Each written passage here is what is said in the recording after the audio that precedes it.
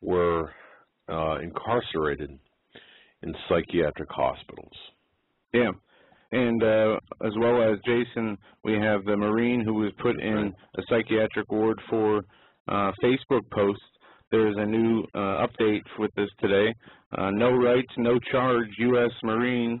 U.S. extends Marines Facebook psych ward term. Brandon Robb was a Marine ordered to a mental health facility for posting things against the government, anti-government sentiments on Facebook. He was taken into detention, were arrested, apprehended by police without committing a crime. He has not been charged. He has not even being released. They are, I mean, is this the NDAA at work, or is there some sort of, how can they detain you from a non-violent, non-threatening, non-abusive Facebook post without any chance of a lawyer to plead your case? It's just mind-boggling. And this guy is a decorated Marine, and this article says for government officials to not only arrest Brandon Robb for doing nothing more than exercising his First Amendment right, no freedom of speech, but actually force him to undergo psychological evaluations and detain him against his will goes against every constitutional principle this country was founded upon. That was said by John Whitehead, an executive director of the Rutherford Institute, a civil liberties group. Well, and we're going to be seeing more and more of this, folks, as time goes on. You know, and again, this goes back to what I was saying earlier, you know, this mental health issue. The use of psychiatry for political purposes has been a major subject of debate a long time within the world of, within the psychiatric community. You know, the second half of the 20th century, it really took off. It became prominent, as I mentioned, in the 70s and 80s in the Soviet Union, due to the systematic political abuse of psychiatry in the Soviet Union, and as I said, 1/3 of the political prisoners were in fact locked up in psychiatric hospitals. And I got to tell you something here, and this is interesting because, excuse me, it fits with what we're seeing right now. The document, well, if you can imagine this, okay. The one of the let me just see if I can grab this on my notes. I had taken some notes when I was reading through this. I was reading through the symptoms. You know, what would be the symptoms that would cause in the Soviet Union that would cause somebody to be locked up? And folks, think about this, because it's just difficult to fathom. Okay. What the Soviet Union had done, this cadre, this cabal of doctors, through the actually World Health Organization, what they had done was they had branded people with the diagnosis of sluggish schizophrenia. Now, what were some of the symptoms of that? Can you believe this? Struggle for truth was one of them. If you struggled to find the truth, you were branded with sluggish schizophrenia. And perseverance, along with, of course, an inflated or overvalued importance, self-importance. You know, which, wow. So that alone took some political dissidents out of the mainstream. Yeah. So, and then we've got, of course, that Major or the Marine that was locked up. Yeah, Brandon Robb. His mother, Catherine Thomas, who we still are trying to get in touch with. Yeah. Obviously, she's going through a lot right now. Yeah. She said, it says Robb's mother told her in an interview with CBS 6, a local news network, that the evaluation, as she was told by her son, was 15 minutes long, and basically the evaluator said that he was not ready to go back into society, and he needed additional psychiatric treatment. At a hearing Monday held in the mental institution, government officials confirmed Robb's Facebook post as the only reason for his detention, paying no attention to his comments that those online messages were wrongly interpreted. security forces are said to be using a piece of legislation called Virginia State Code 37.2-808, emergency custody, under which it is permitted to detain a person in a mental institution without presenting any charges against him, only upon a medic's recommendation. A Facebook group supporting Rob has been created and has over 4,500 members as of now. So what we are seeing is, you know, it's just completely mind-boggling to me to see this. I mean, where are his fellow Marines? Where are the people? I mean, I'm serious. I went to Facebook. I went on the Marines website on Facebook. They're not talking about this. There's other posters posting on there about it, but the Marines aren't. Where are his brother soldiers, U.S. soldiers? Where are they? Why don't they go, you know, say, look, this is crazy. If we're going to be arrested because we disagree with what the government does, you know, we quit. And not only do we quit, we're going to take the country back so, you know, this doesn't happen again. Well, again, I do believe that there is a low-level amount or support at the lower levels of this Marine, but I think that people are afraid. You know, when you've got people are afraid to speak out, and it's not that I agree with them. It's I can see their point. And moving to a different topic as well, this is something we're going to get into this evening as well. You know, I find it interesting, the American thinker, Stella Paul, from the writing for the American Thinker, ultra-conservative or conservative website, actually asked the question, will Obama keep power by any means necessary? And folks, where did you hear that before? Well, of course, the Ulsterman report had that, and of course we had that as well. Yeah. In the initial first couple of paragraphs, you know, I found it very interesting because this author was very soft, selling it very softly, soft peddling this. Will we have, you know, if Obama thinks he's losing, will he allow safe and fair elections on November 6th? And if he does lose, will he peacefully turn over the power to Romney on January 20th? Or will he cling to power by any means necessary? But then the author says, no, I'm truly sorry to raise such disgusting, un-American, crazy-sounding questions. But well, they're not crazy. They're not That's crazy. what he said. They're not crazy. Yeah, well, it's true. Here's the thing. I mean, think about this. We've seen, and we've, folks, you and I, and Joe, on this program, we've talked about this. Beverly Perdue, back in September of last year, the governor of North Carolina, when speaking to the Rotary Club, said, perhaps we should spend congressional elections because until we get the economy fixed. And then, of course, she came back and she said, no, I'm just kidding. It was a joke, and, you know, they tried to unspin or try to spin what she said. Well, come on. Are you serious? It's not really even worth it. Then, of course, Stella raises, well, you know, who does the government intend to shoot? And notes about the ammunition rounds, and then it goes into the 900, over 900 executive orders. And folks, if you read some of those executive orders, it's a complete takeover of all branches of government to consolidate power. And then openly wargaming against citizens, talking about that, active partnerships with criminal domestic gangs, and you think about that, well, wait a minute, what are you talking about? Well, think about the Black Panthers, and the new Black Panthers, I should say, and other organizations, Chicago-based organizations. Voter fraud is mentioned as well.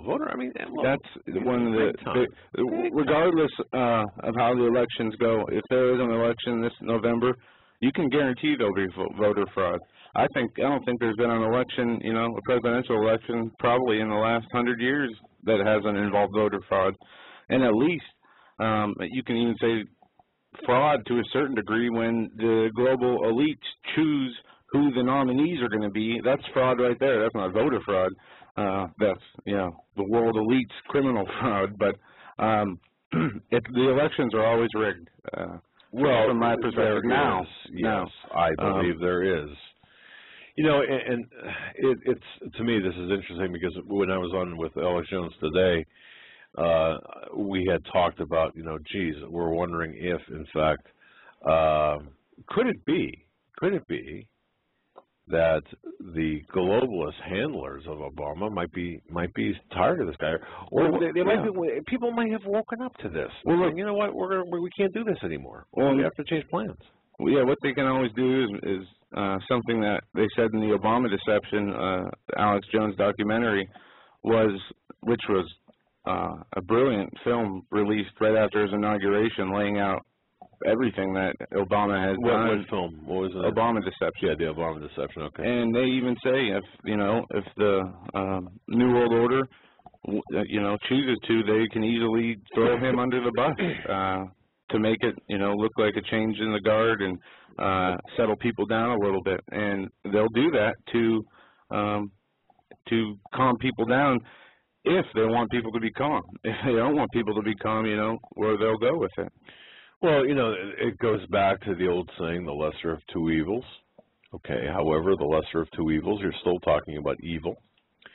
And evil is not tolerable in this day and age. And I've got to tell you, it's when I say it's not tolerable, Christians should not tolerate evil. We as Christians, we have got a responsibility to say, no, enough is enough. Mm-hmm. We're not going to allow this to take place. Right. And we have to stand up. If not for your country, then for your God. If not for yourself, then for your family. You've got to stand up and say, look, enough evil, enough.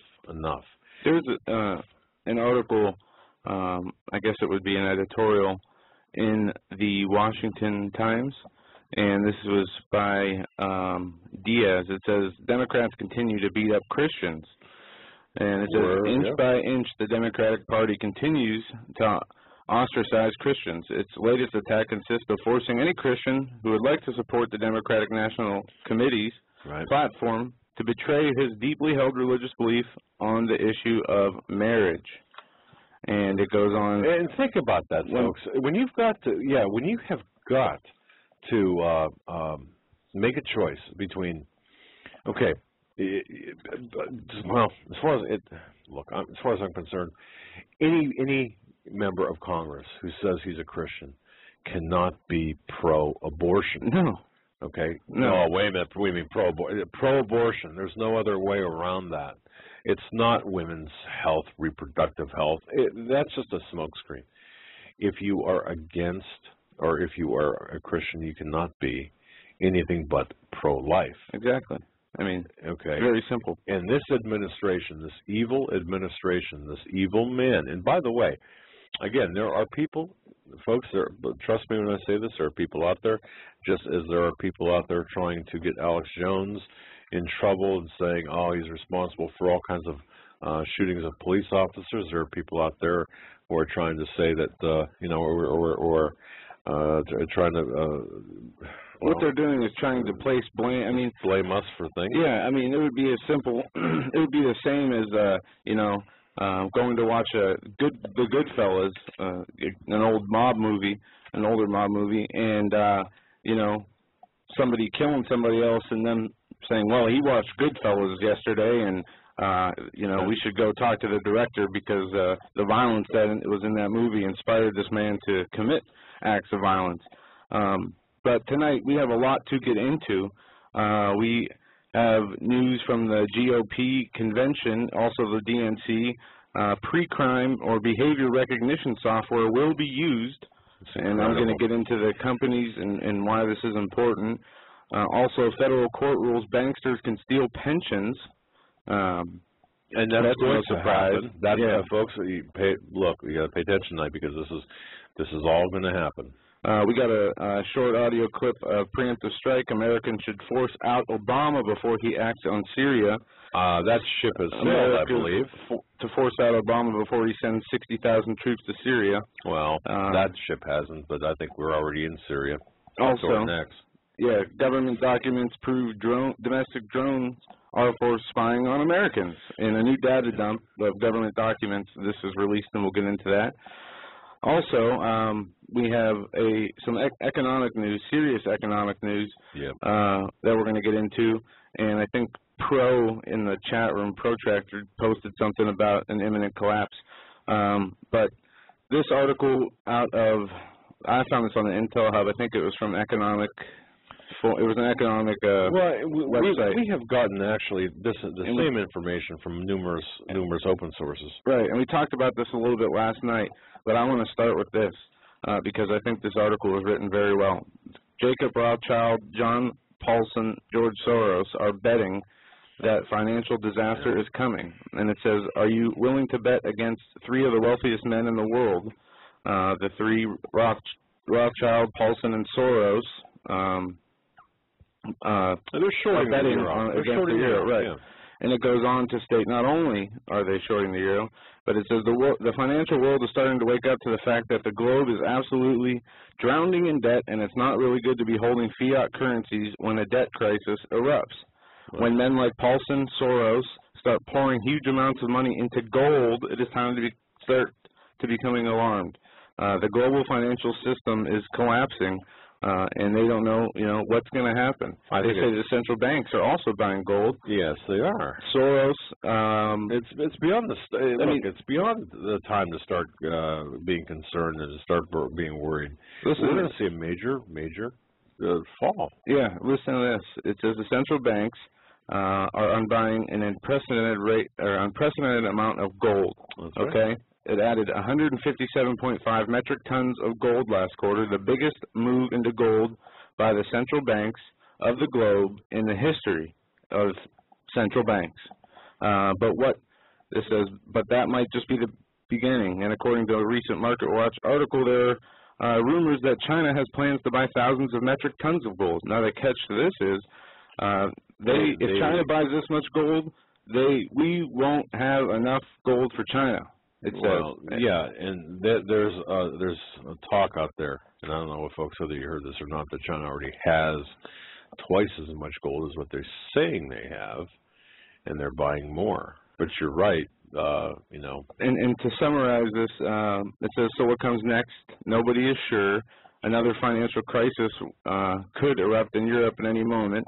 But it says this is exactly what happened back in the 1930s.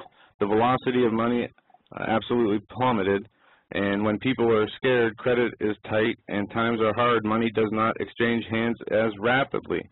It says what we are experiencing now is rip-roaring prosperity compared to what is coming.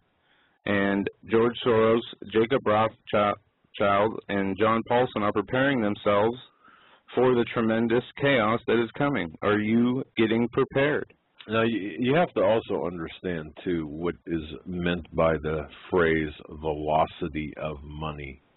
And this is something we're going to get into a little bit deeper, but I do have to say that with our economy, it's, once again, you've got, we are right now pretty much in the same situation as Spain would be, maybe Greece for sure.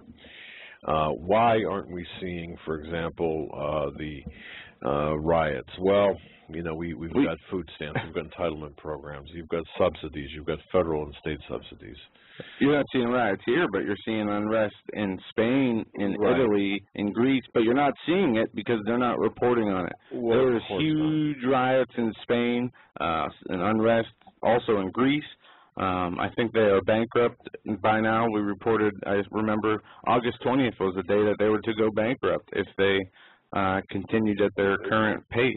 Yeah, there's actually a few things that we want to look at with respect to the economy over there. And I had watched multiple videos from Max Kaiser, from Gerald Celente, from some of the finest minds, looked at articles on Zero Hedge, for example, and other very well-respected publications.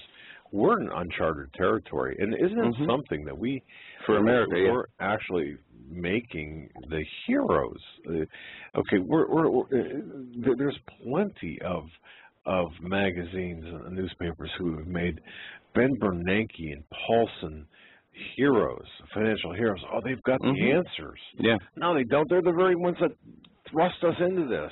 Yeah. Paulson is the guy who basically held us and said we're going to. He told Congress that there would be martial law unless they passed the TARP bailout.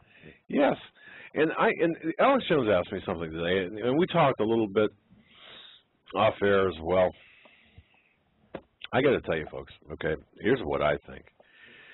And again, it's what's going on. And he asked me, you know, he said, well, what do you think's going on? You know, what's happening in your world? And, you know, so I told him, and then I said, all right, Alex, your turn. Now, what's happening in your world? And then I was on the phone with Steve Quayle today. What's happening, Steve, in your area?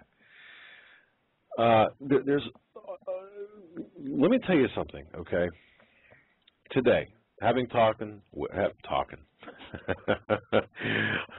Can you? Having talking. Sound like me? No, having talked, having spoken to Steve Quayle, Alex Jones, and a few other people of that caliber. I'm not name dropping it, but you know, folks, you all know all these people, okay? And I know you guys. Rick Wiles, yeah, Rick Wiles. You guys cannot all listen to. No one, like I could not listen to everybody all at once. Although I can be on 2 programs at once, just switch on Nightly News. Tell me how I did, too. Anyway, one thing, a couple of things that are common. Number one, we are in trouble. The watchmen, the people out there on the front lines who are putting our names out there are being targeted by, do I want to say the government, by the globalists, via the government. Yeah, and I got that's one thing. Something that we'll talk about on the break. Okay, because it relates to that, and I don't know. Well, I got something to talk to you on the break. I think it's the same thing. Okay, the second thing is we are facing war and we are facing an economic disaster. We're sure of that. We're not sure what's going to be the tripwire. The third thing is there are enemies among us here in the military. Spetsnaz, Russian troops, and you think, oh, come on. Even Americans. Enough of this baloney. You might even call me up from central New York and say, oh, you know. Well, trust me, there shouldn't be Spetsnaz troops in this country. No, and I mean, it's public that they've been training, you know, with the U.S. Special Forces, given unprecedented access to the most secure intelligence buildings in the United States of America, the NSA building, the CIA building, and I'm not sure if they ended up going through with that because I thought I saw an article where they switched it at the end. Well, one of the sites, but yeah, still, they're training these commandos, these special forces, Russians with American weapons, and they've been doing it, not at this scale that we saw this year, but, you know, just look at all the, if we reported on every single piece of information we got about troop movements, we'd be just listing the whole thing. Right. No. We'd be talking the whole show about just those things. Right. So you have that, the attacks on the watchmen, you've got the economy, you've got the war, the infiltration. But you also have too, and I want to make sure that folks understand this.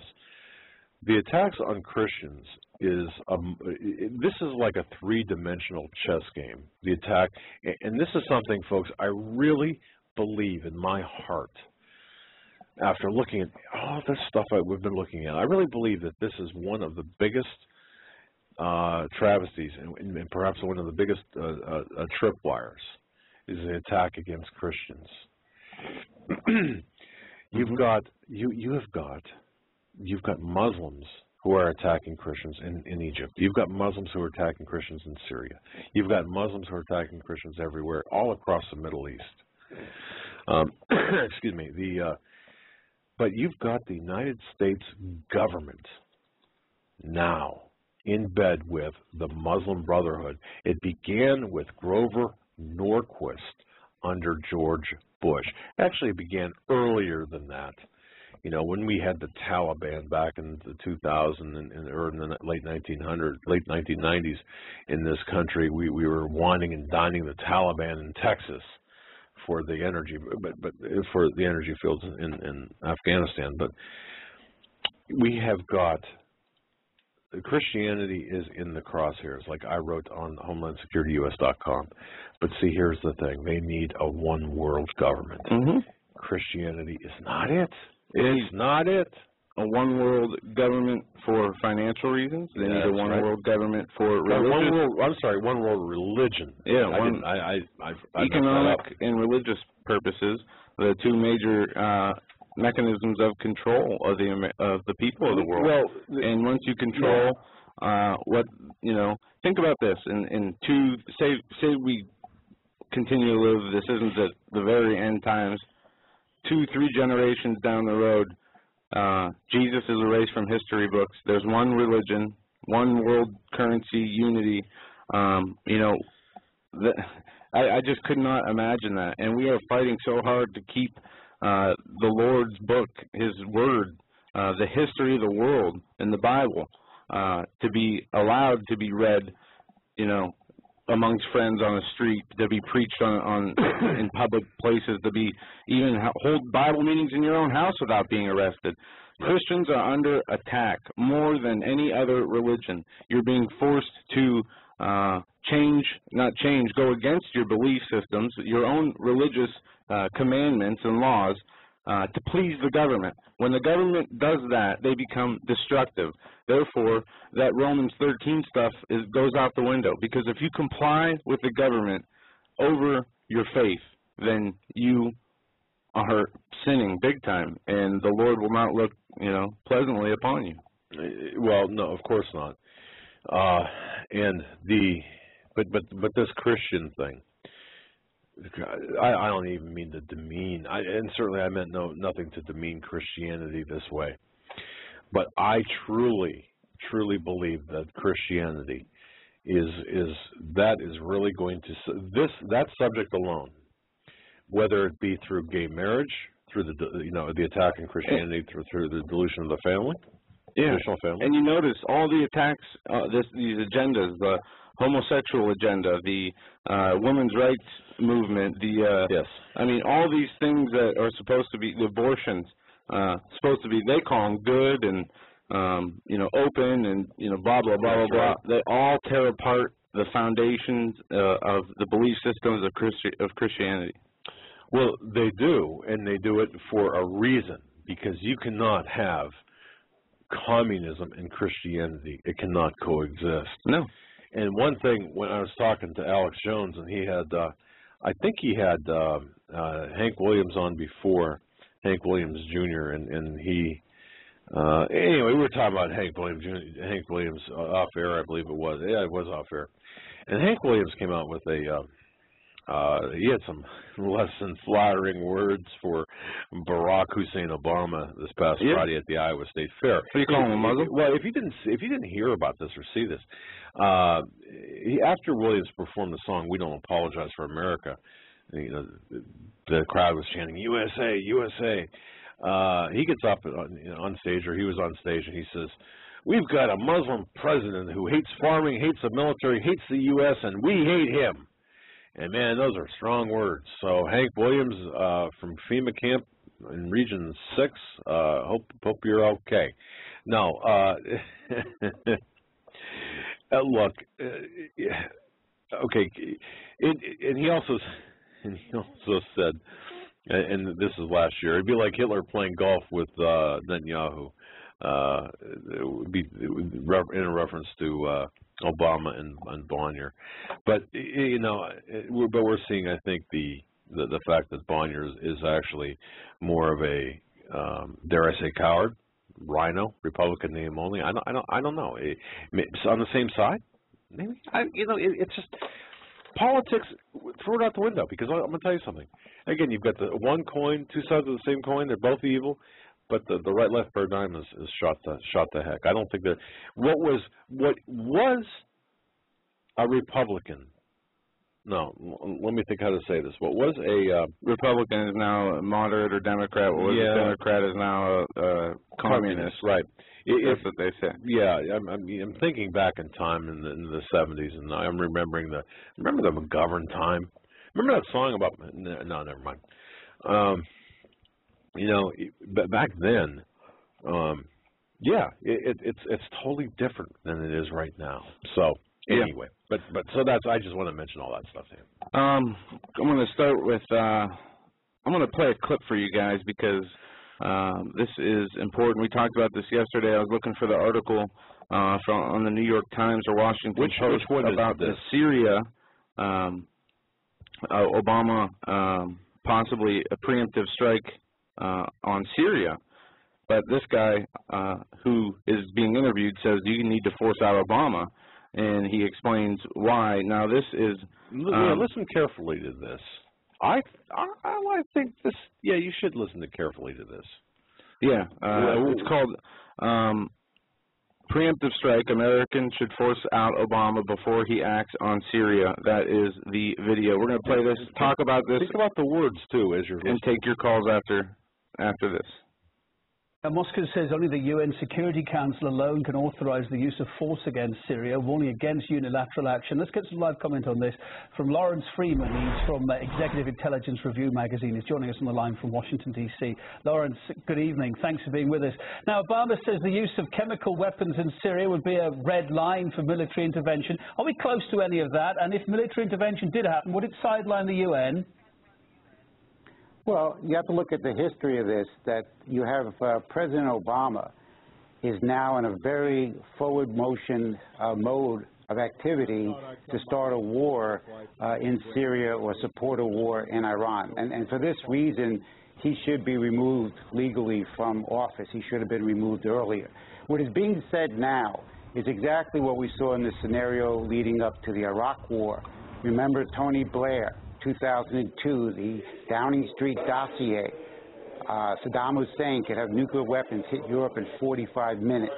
This was picked up by President Bush in his State of the Union address, and then we had this as the excuse to go to war. We saw the same thing in Libya. So this is a pretext. There's the idea that we should move 50 to 60,000 troops into Syria to protect weapons, chemical weapons, is a pretext for overthrowing the government, and that's why President Obama really should not be president anymore at this point. Yeah, indeed. Damascus insists it would never use weapons like this. Damascus itself saying it's a pretext, kind of along the lines of what you're saying now. All right, well, Moscow's warned that the U.S. and its allies should not go with democracy by bombs, as it's put it. But who could stop them? After all, Washington and its allies moved in on Iraq and Libya without full sanction as well, didn't it? Well, right now, I think Russia is playing a very positive role. In fact, they're really saving all of us because they have made very clear that they will not support an operation that goes around the UN and what the Lavrov called bomb diplomacy. And so they have threatened the world essentially with defending themselves with nuclear weapons, and this has actually backed off the Obama, Susan Rice, Tony Blair crowd, as well as people in our own Joint Chiefs of Staff, such as General Dempsey. But on the other hand, Obama is a Nero-type personality. He's a little bit crazy, and he cannot be ruled out that he will take a crazy action prior to the election or even the Democratic convention. Moscow, for its side, still believes there's a chance of reaching peace. It's our top story today. Judging by what you're saying, though, it's a foregone conclusion that's not going to happen? It's not foregone, but we're dealing in very dangerous times. I mean, most people going into the election in the United States and even in Europe now coming back from their vacations, they do not understand how serious the world is right now. And if you look at Iran, you look at Syria, you look at now what's going on in Turkey, you look at the overall Palestinian question, you look at the crazies around Netanyahu, we could be seeing a war. And therefore, we should be taking action. And American citizens should be voicing very clearly that this president has got to go because he could start a war, and we got to get some better presidential candidates on both the Republican and Democratic side. But we are living in very dangerous times, and I think everybody should take that quite seriously. Lawrence, thanks for your thoughts. Lawrence Freeman there from the Executive Intelligence Review magazine. Now, the only thing I agree with them is I agree a couple of things. We're living in very dangerous times, and Obama's got a warmongering complex, but I think that that's basically from his handlers. You don't agree that he's got to go? Oh, yeah. Well, of course, that's implied, but there's no Palestinian question in my mind. They've got no historical or religious claims to the land that they're claiming. It's not land for peace. I mean, you've got it's right. No, and folks, I really don't want to get involved in that conversation. No, we don't have to. We have too much news, and we have phone calls to get to. But I just found it a little bit disingenuous to I don't know where you got that clip from, but when I said pay attention to the words, I really meant that, because think about that mindset behind those people talking. Okay, I don't know where you got that, but think about that mindset. When I listened to it the first time, I knew I was going to have some issues with that. But okay, but I agree. I mean, I agree with conceptually with the overall aspect of things. That yes, it's a dangerous place. Yes, Syria, Russia. Okay, Russia. Talking about the UN as well. Come on, what's the United Nations? It's basically an Islamic entity with a bunch of NGOs that are nothing more than Agenda 21 / climate change gurus or global warming gurus that wouldn't know a human right if it hit them in the butt. So again, that's my only complaint with that. But and Obama said today on he issued a stern warning for Syria. In an address made, oh, I'm sorry, this was Monday. He said, we have been very clear to the Assad regime, but also the other players on the ground, that red line for us is if we start seeing a whole bunch of chemical weapons moving around or being utilized, the president said. That could change my equation. We're monitoring that situation very carefully. We have put together a range of contingency plans. They haven't put together a range of contingency plans. They're carrying out their plans right now. If chemical weapons are used, they will be used, in my opinion, by design, probably from our government. They could use a chemical weapon attack to justify getting the rest of the world on board with overthrowing Assad. Wait. See, okay, here's my problem with you, sir. Okay. Let's hear it. All right. Iraq, we don't have any chemical weapons. Well, where'd they go? Well, maybe they went to Syria. Do you think they went to Syria? I don't know. Have we ever seen any weapons of mass destruction? Have we in Iraq? That's occurred. I know that. I know Saddam Hussein used chemical weapons on his own population. But what I'm saying is, we got all this. Iran's going to developing nuclear bombs. Syria has chemical weapons to use on their people. You don't think that there's enough evidence to? Folks, I'm sorry. What we have is Al Qaeda, backed by the United States, overthrowing government after government in the Middle East for any excuse or reason. That's wrong. So forget about chemical weapons, weapons of mass destruction. But you're using the chemical weapons as a basis for your argument. How can I forget about it? I'm using the chemical weapons to say, they use these weapons of mass destruction, biological weapons, genocide, murdering protesters, whatever it is, to overthrow these governments. It doesn't matter. Then the claims never are true, and the governments get overthrown and they get replaced by more radical people than were in there before. No. Okay, I don't know if that comment in the chat room was directed to me. So the West was justified in going into Iraq. Good grief. Now, look, we've got chemical weapons here in the United States. Would I justify, Russia coming in and no, I wouldn't. But I do know, that we are not the Syrians, we are not the Iraqis, we are not the Iranians, we are not the crazy, crazy religious, that's not even religious, they're cult-like people that would not be afraid to unleash chemical weapons to usher in the chaos in the Mahdi, Imam Mahdi over in that might be the case with Iran, with what they thought, with what Ahmadinejad says. But as far as Syria goes, and we talked about this with Mubarak and Gaddafi, the Christians were safer when they were in power. now that they're gone, they're persecuting Christians. There was an 11-year-old girl charged with blasphemy somewhere in the Middle East. Yeah, it's a young person with not encephalitis, but mentally challenged young person that was charged with blasphemy. My point is just that all these are excuses. All this hype we've been seeing, and we played a clip yesterday. Yes. I mention it every day on purpose because it is important to know we are being conditioned for war. We've been conditioned to see Assad be overthrown. He has been, he's been attacked like he is Ron Paul running for president. Whatever, anything goes as far as to make him look bad. Even if we have to use the same people they say attacked us on 9/11 for our freedoms to go over there and fight for freedom, we'll use it. That's what they're doing, and it's sickening. I understand that, and I'm not going to argue that point with you. I understand that it is wrong. And the reason I see this is so important because Syria falls and Iran falls, we're in trouble. We're in big trouble because that New World Order, one world government, one world economic system is right around the corner. Well, yes. Now, okay. And ladies and gentlemen, ask yourself this, and this is something that has bothered me a lot. Okay. First of all, I agree that we should have intervened against the Taliban in Afghanistan. It should have been a very limited intervention or attack or retribution to the extent. For what though?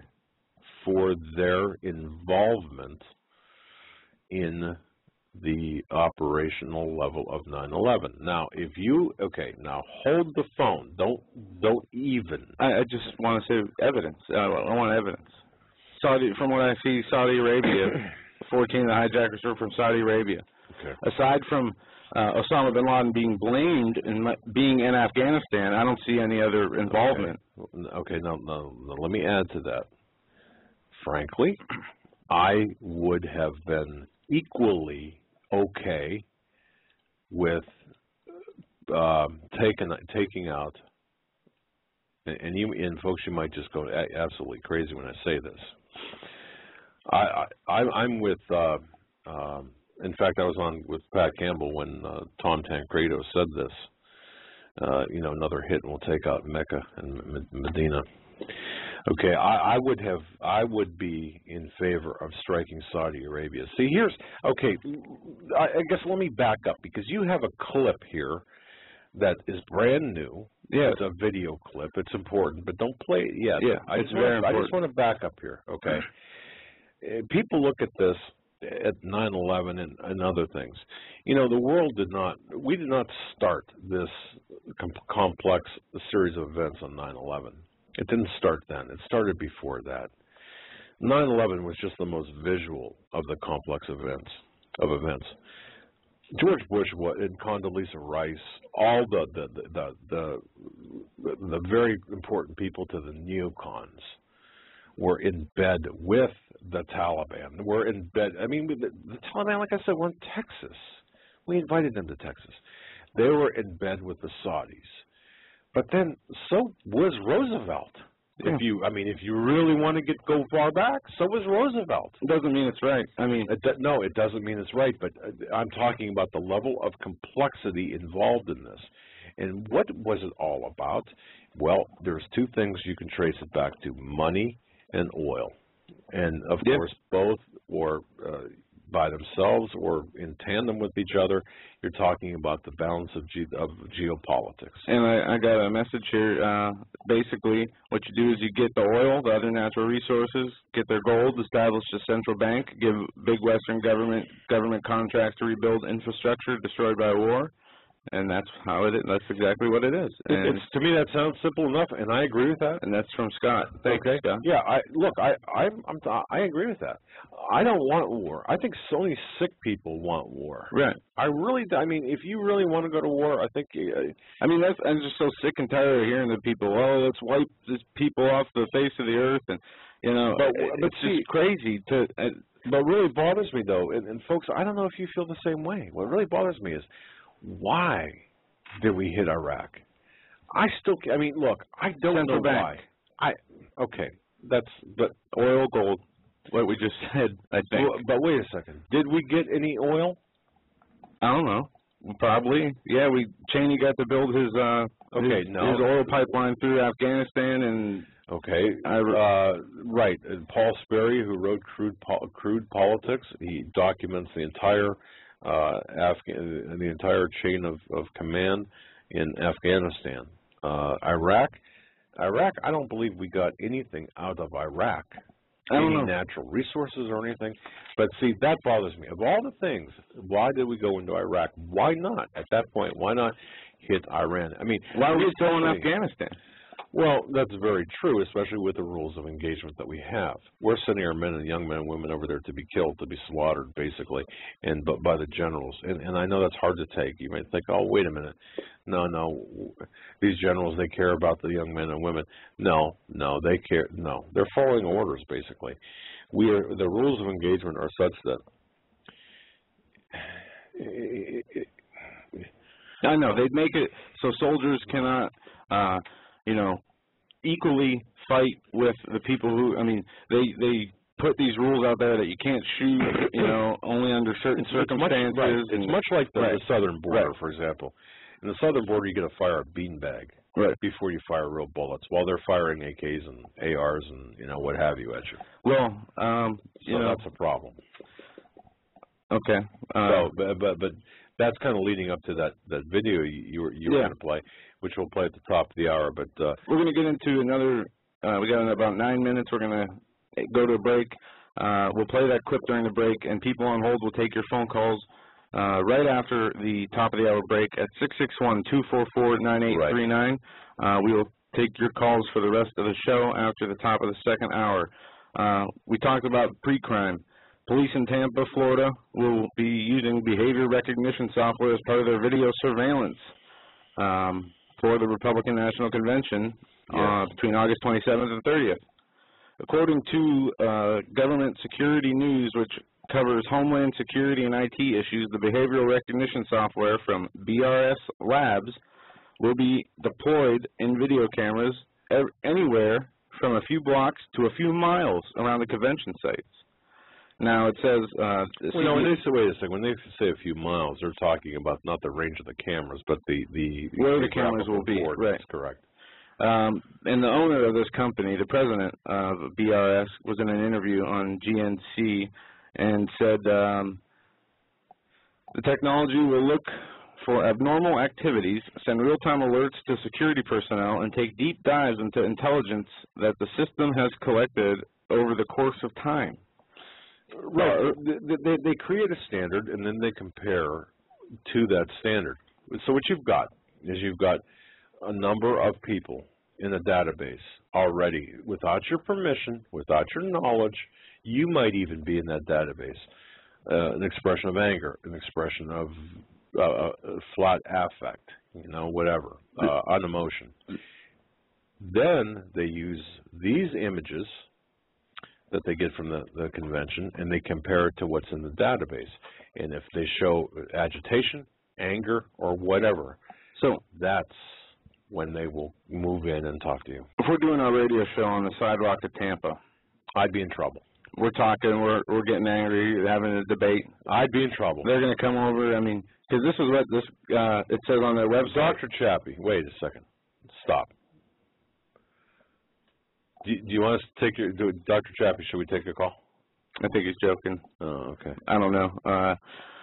But anyway, you just threw me way off track. Yeah, Here we go. I know. I just saw the exclamation points and and sorry about that, Dr. Chappie. I didn't mean to pick you out there.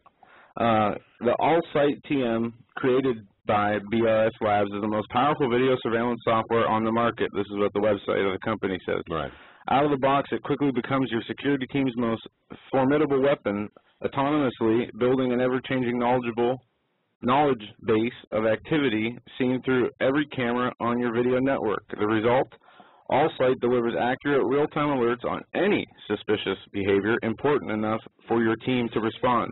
And in addition to the security, Tampa police plan to deploy K-9 units, bike teams, horse-mounted patrols, other means of controlling crowds of convention goers and protesters who are expected in Tampa next week. I'm sure we can see some of those non-lethal weapons, you know, the sound cannons, the beanbag shooters like you were talking about, the tasers. And I don't know what they're expecting, but this will also be used, apparently, according to this article, at the Democratic Convention, which is September 3rd through 6th in Charlotte, North Carolina. There's going to be both Republican and Democratic convention that they will be using. You're talking about the GOP convention, I believe. Yeah, and they said the technology would be used also at the Democratic convention. Yeah, and folks, I'll tell you what. When we start taking your calls, I would like to hear your predictions as to what you think might be taking place or what might happen at the conventions. So Democrat, Republican, whatever. Whether we're going to have problems, whether we're going to have like a 1968 scenario, if you're old enough to remember that, or if we're going to have, well, I want to hear your predictions, your thoughts on this. So we're going to hit this story right here. We'll go to break. We'll play and we'll explain what audio we're going to play during the break. Let's go. U.S. adopts Al-Qaeda tactic of secondary attacks for drone strikes. Now, this is huge, in my opinion. I hammer away on the drone use. I just posted the article in the chat room. What they are doing here, the U.S. has been carrying out follow-up attacks after its drone strikes in Pakistan, specifically targeting people coming to the aid of the wounded. The tactic has been widely condemned, including the UN, which considers it a war crime. Yeah, this is something we talked about. I remember being on Tom Bowerly and WBEN in Western New York in 03, 04, 05, saying this is out of the playbook of Al-Qaeda. Yeah. While warning of such tactics, the U.S. government has tried to justify its own employment of them.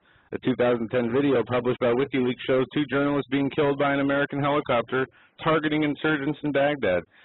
After rescuers drove to the scene to bring the wounded to the hospital, the helicopter once again opened fire, killing children in the process and putting bullets into those who are already visibly dead. This happens every day with drone strikes in over 10 countries in the world. Obama is killing people every single day. Here. Not only that, the White House insider said he gets off on watching it. Yes, and I do have some information on the White House or on that insider. I just have to say that the insider, my own insider, has some information on that insider, and yeah, it's all real. And look, we're just this information is just incredible. Yeah, and it goes right with this article. Government documents prove domestic drones are for spying on Americans, and we'll get into that article after the break. But drones are already here in the sky. They're at least admitted to 106 places where they allow drones to be launched from. I think I've seen my first drone, and I'll tell that story another time. I'm not 100% sure, but it definitely wasn't a plane, and it wasn't any crazy UFO. It was a drone. It was real quiet. It was real low. It was silent, and then it kind of just lifted off, and then I saw it circle in the city a couple times. It didn't look like a plane at all. No flashing lights. It had 4 white lights on the back. Just real weird. But anyway, we're going to go to break. When we come back, your calls and much more on the other side. You're listening to the Hagmann and Hagmann Report this August 21st. Are we going to do the video first or no? What we'll do is let's get it right here. We'll do the quick break. Okay, and then we'll come back with the audio, and I will take us in with the video description here. Okay. The video is called "False Flag Fires: The Rise of the Phoenix," and a new release from Press from Truth. It's interesting. I like this. Watch it and listen to it. This is a good video. It raises some interest. It talks about the okay. Hegelian dialect. Yeah. Let's play it now, and then we'll do the break. Let's do it. It's in the description of this. Every government and every civilization that has ever existed, it has always been the authoritarian ruling cabal who benefit from the horrendous acts of violence. Governments have a documented history of attacking their own people through false flags, which are blamed on their political enemies in an effort to gain order out of chaos. Now remember that, order out of chaos. 21st century, these tactics will continuously be used by the global elite to gain more control, so we must also continue to expose the agendas and shed light on the deeds that are done in the dark. And with that, I give you False Flag Fires, the Rise of the Phoenix video, released today by Press for Truth.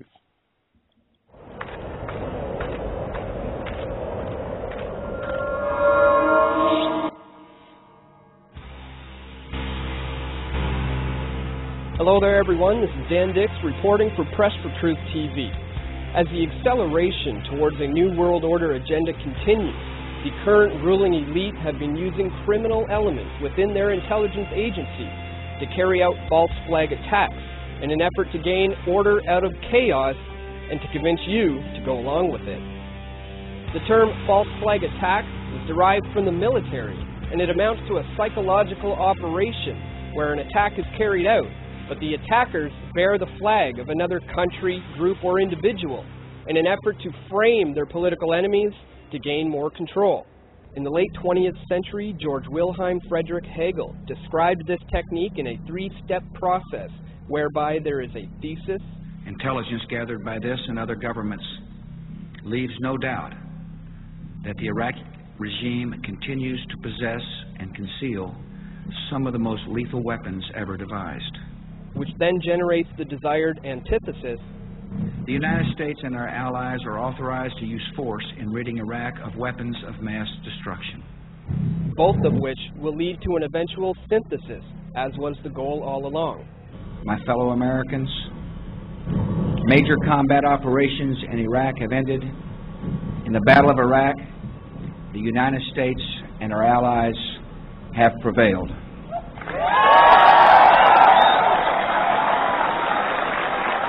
Today it is more commonly referred to as problem, reaction, solution. But for those who know their history, this is certainly nothing new. In every government and every civilization that has ever existed, it has always been the authoritarian cabal or the ruling elite who benefit from horrendous acts of violence. In the year 64, Nero, emperor of Rome, destroyed most of his empire in the Great Fire of Rome. The self-inflicted wound was blamed on the Christians, who were then slaughtered by the thousands, paving the way for Nero to gain more control over the Roman Empire. On February 27, 1933, a horrific fire consumed the Reichstag building of the German Parliament, which gave rise to the Nazi regime and placed more power in the hands of Adolf Hitler.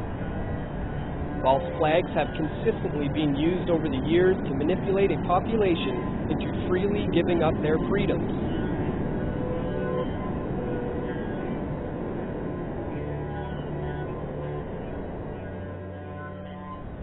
On September 11, 2001, 2 planes managed to destroy 3 buildings in New York, from what we are told was due to fire. The ensuing wars in the Middle East and the Orwellian control grid that followed has only benefited the global elites and the puppet governments they control. In June of 2010, the Canadian people experienced the false flag scenario firsthand as fire consumed police cars in an epic symbol of disorder, which resulted in the largest mass arrest in Canadian history and the complete annihilation of the Canadian Charter of Rights and Freedoms. When you consider the history of false flag attacks, both old and new, it becomes clear that there is no question the current power-hungry control freaks will try new tactics to gain order out of chaos. The year is now 2012. False flag firepower can come in many forms. The recent Colorado theater shootings by suspected shooter James Holmes occurred under extremely questionable circumstances. New threats of fire are coming in the form of chemical weapons, as the Al-Qaeda-led rebels in Syria are gearing up for a false flag chemical attack, which would be blamed on the Assad regime in an effort to gain control of Syria. Bashar al-Assad is willing to use chemical weapons in the fight against the rebels opposed to his government. Given the regime's stockpiles of chemical weapons, we will continue to make it clear to Assad and those around him that the world is watching and that they will be held accountable by the international community and the United States should they make the tragic mistake of using those weapons. The use of false flag attacks to gain more control will always be used by the ruling elite. But the one thing they fear the most is an informed population who are able to recognize that they are being manipulated through these false flag fires. Their psychological operations are beginning to wear thin, and when the next false flag attack is orchestrated by our government, the illusion will be shattered, and a new phoenix will rise from the ashes. Truth.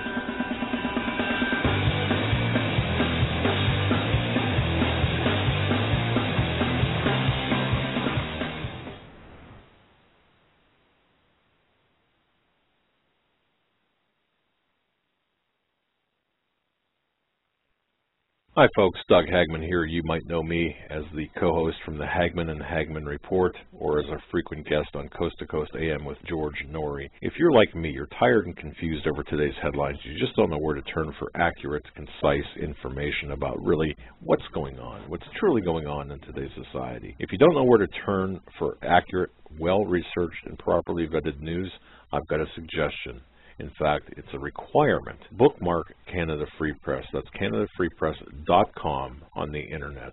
It's just not for Canada. It's for news across the world. Judy McLeod, founding editor, has put together a vast array of talented writers like Kelly O'Connell, Daniel Greenfield, Dr. Aileta Johnson-Powell, a lot of guest columnists, very talented writers. Folks, that's Canada Free Press at canadafreepress.com. Now mobile friendly. Follow on Facebook, because without America, there is no free world. Survival of the fittest. In any and all situations, survival is your #1 priority. That requires being tough and thinking smart. And the folks at Freeze Dry Guy are going to help you do just that. They have a long-range patrol ration entrees, what they call the Brick Pack. When you're in survival mode, it is absolutely the best item for your survival pack or bug-out bag. You can go farther, faster, and carry more food with the LRP cold weather ration entrees. Not only do these long-lasting, durable entrees help sustain you or your family through the harshest environment or situation, they are by far the most delicious of their kind. No contest. With a variety of tasty entrees, you can't beat the LRP Brick Packs. Let Freeze Dry Guy help you in your survival situations. Go to freezedryguy.com. That's freezedryguy.com, or call 866-404-3663. That's 866-404-FOOD.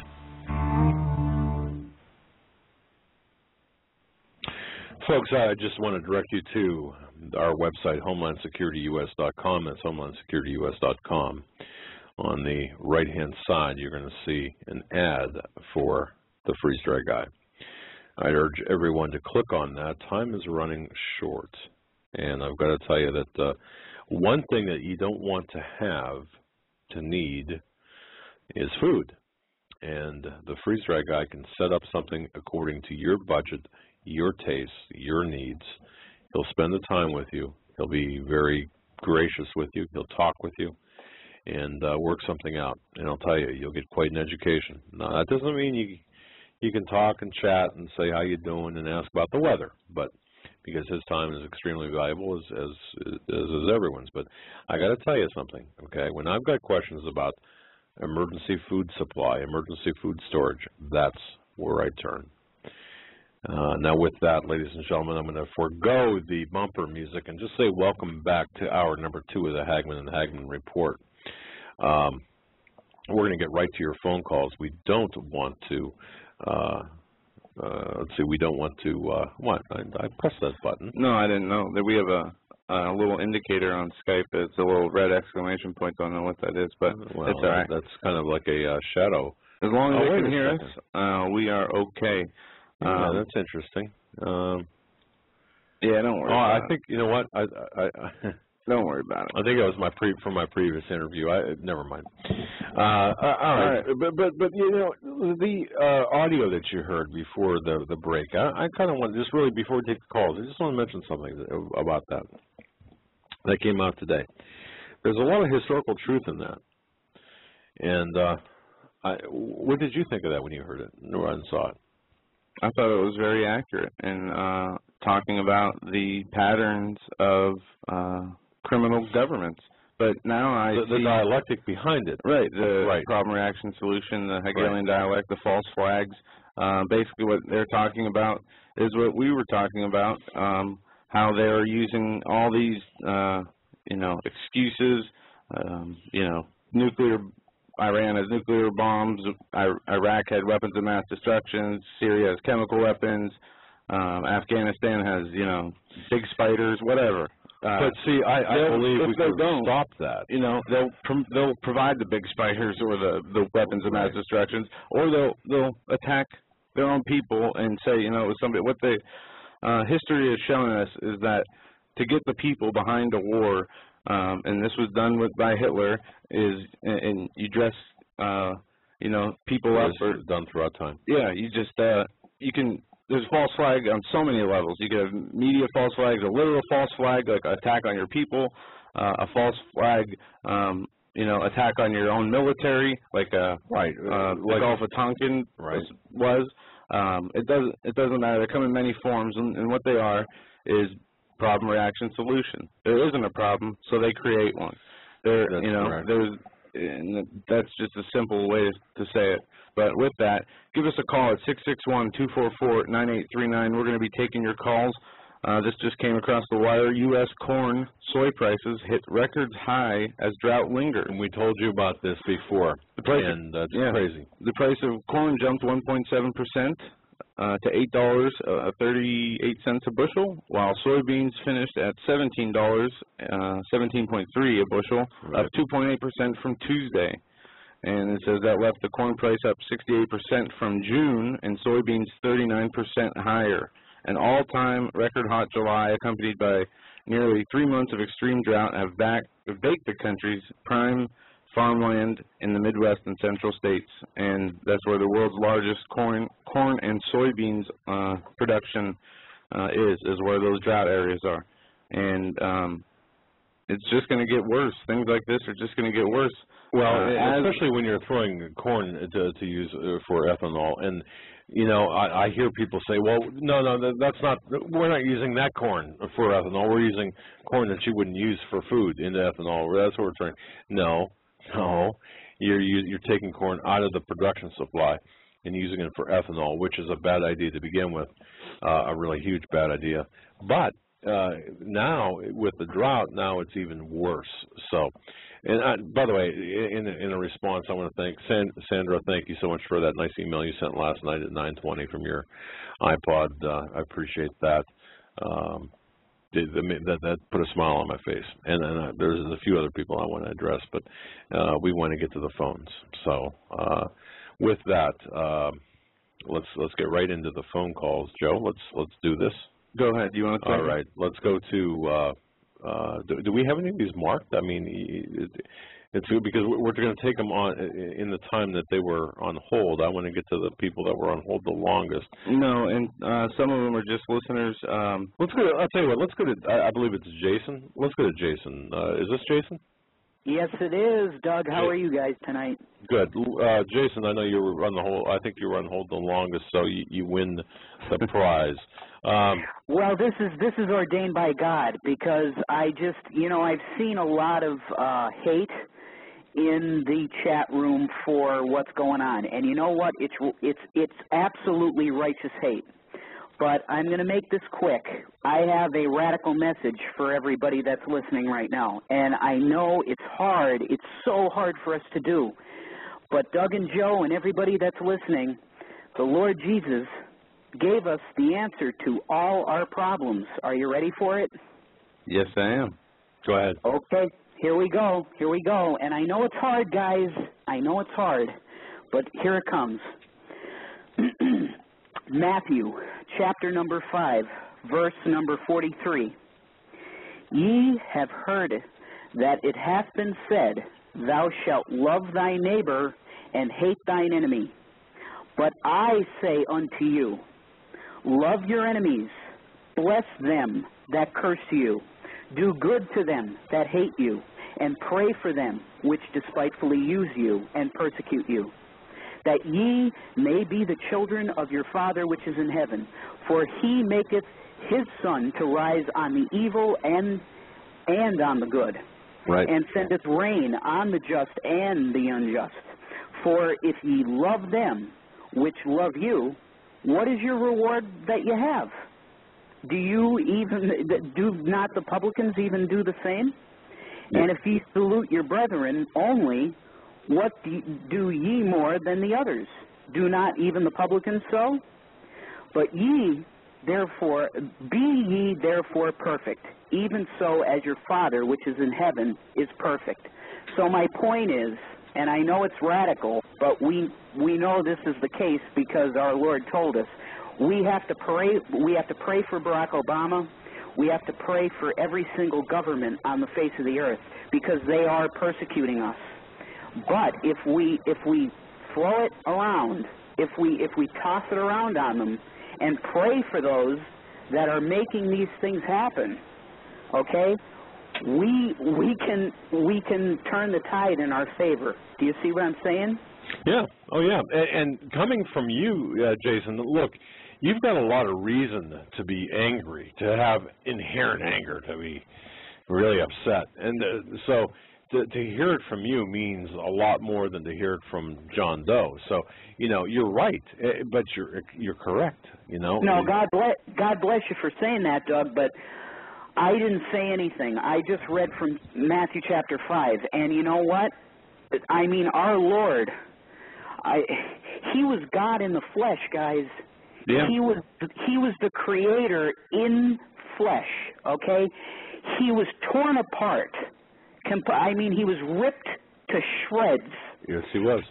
And He was praying for the people that were doing it to Him on the cross. Yeah. I mean, that is the lesson. That's the lesson. That we're down here, we're getting persecuted. People like you and Doug and Joe and Steve Quayle and, you know, all the watchmen, we're getting persecuted. But Jesus gave us the answer. We have to pray for them, and we might turn it around. Yeah, and we agree. Joe and I do agree because and it's easy to get caught up in the whirlwind of hate and the whirlwind of anger and frustration. Absolutely. You know, look, it's not right. Jason, you've really given us, you know, once again, it's like a shot of spiritual adrenaline, you know, into the program. God bless you, Doug. God bless you. I don't want to take anybody else's time, but all I want to say is, listen, you guys are getting an audience, and I hope it grows. I pray to the Lord Jesus Christ in heaven. I pray to the Lord Jesus Christ of Nazareth that your audience grows exponentially, that you get funds to carry you and Joe into however long we're going to be down here, because I'm telling you, your show is anointed. Your show is bringing the gospel to people that may not hear it, and that is the key. That's the key. The gospel is the key. God bless both of you, and I pray for everybody in the chat room. I pray for everybody that hears this. God bless you.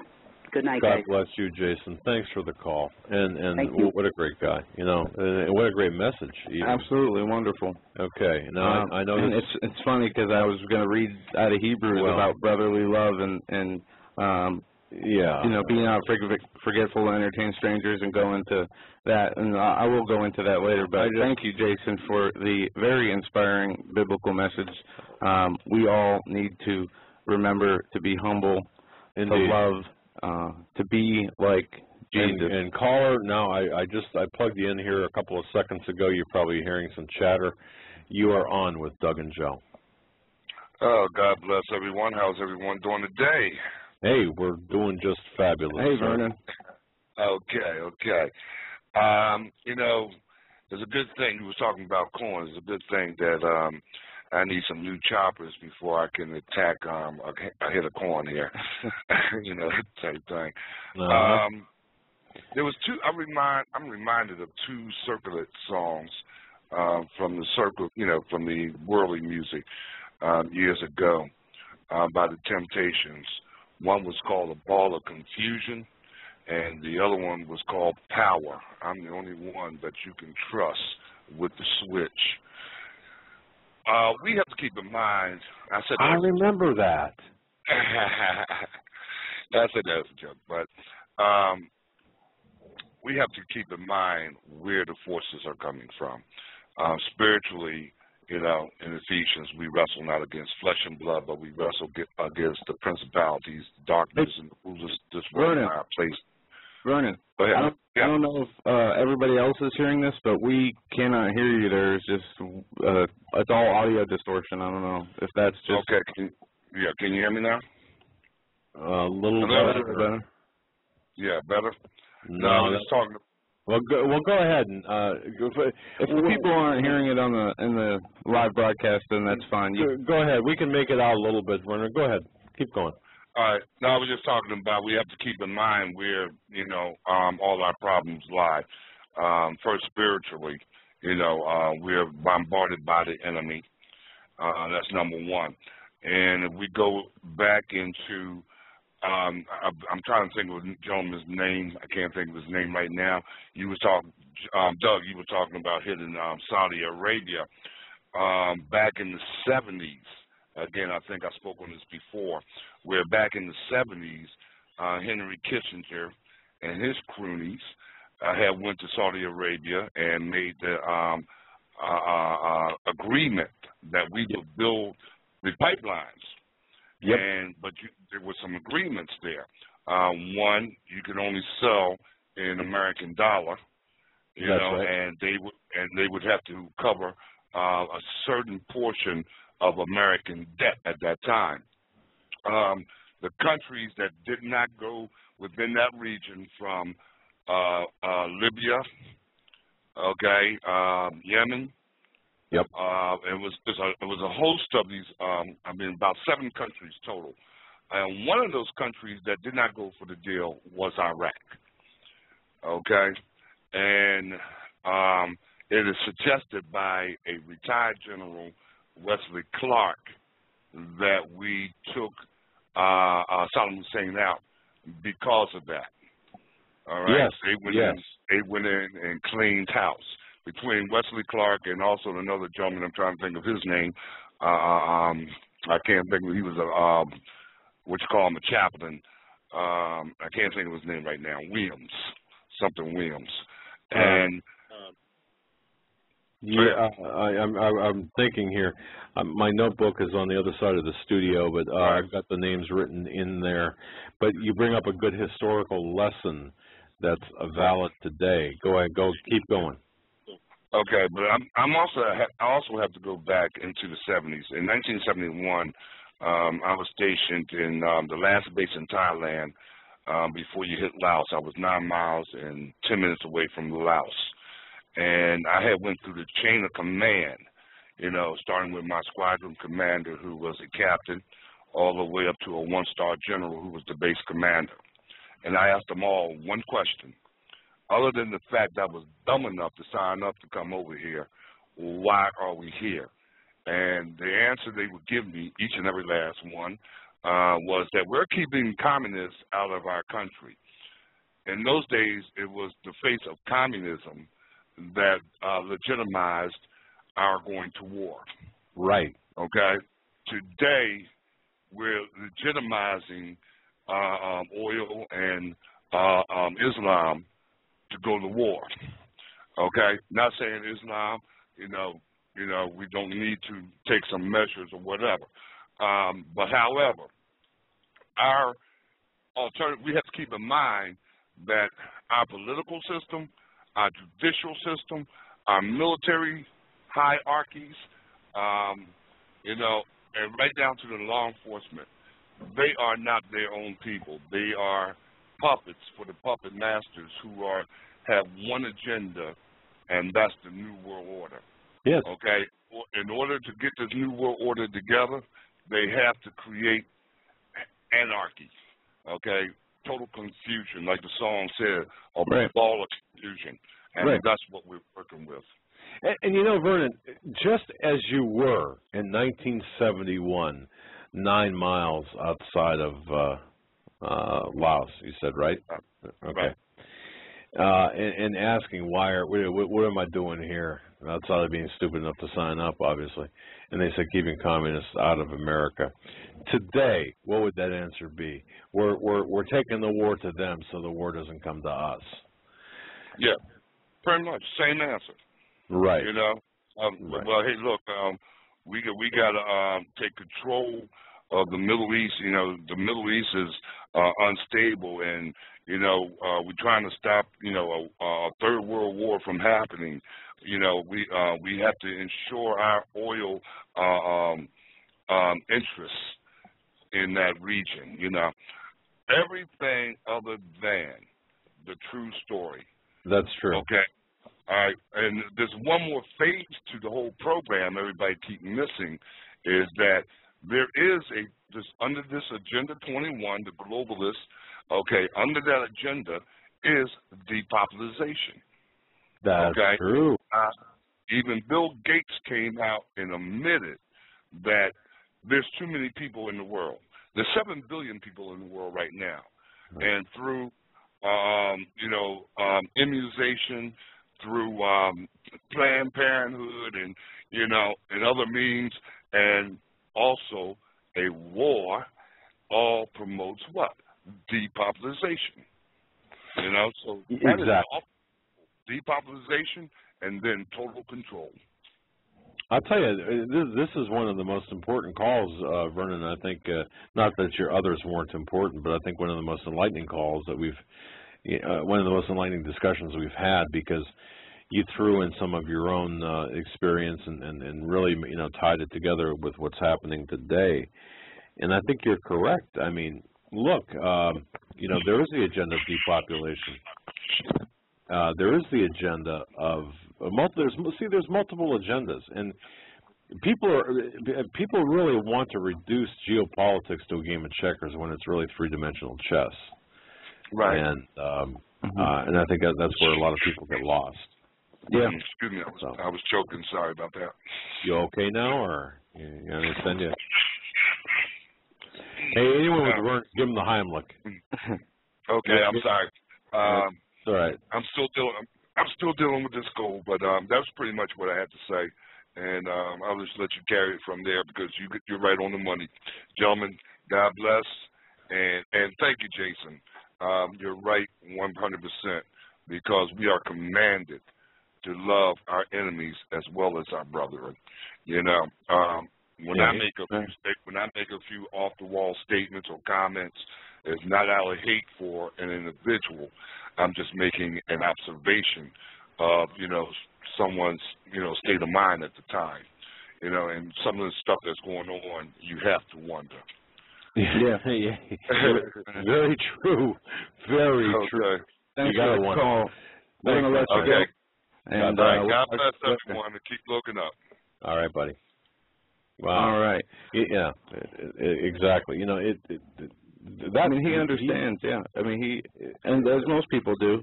Well, yeah, but if you think, if you lived through the Vietnam era and you understood what that was about, and you saw the backlash, you saw the angst, you saw the politics, and then you lived through the 70s and the BCCI and the AB scam, remember that, and all of this, and then the evolution into the 80s and the greed, the decade of greed in the 90s, the gay 90s basically, and then bang, we got hit.